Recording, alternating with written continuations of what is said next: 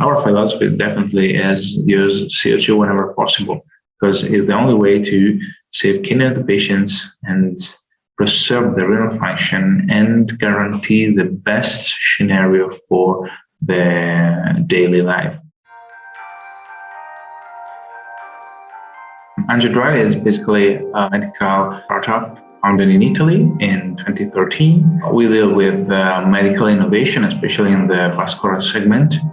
And our primary focus is the Angiodroid device that we developed in order to give to the patients a kidney-friendly solution for all the vascular angiographies, so the vascular examinations that we have to do when we have pain in a leg, in a foot, and so on.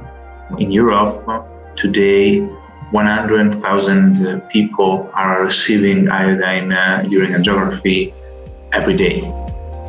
The iodine is the biggest cause of renal complication in the world.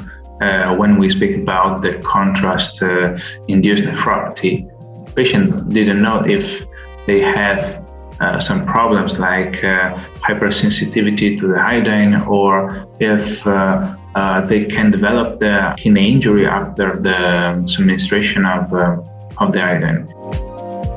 Basically, the idea to use a CO2 in angiography instead of iodine came up like in the 1970 more or less, but the feeling is that the CO2 is the last option for the patients because it's tricky.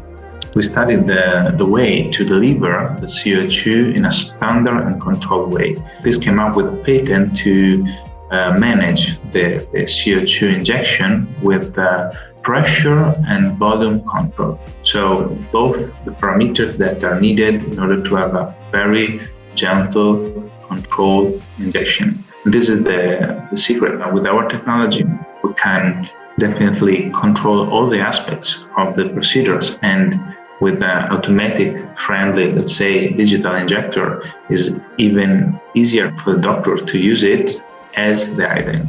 Today, we are present in more than 50 countries in the world.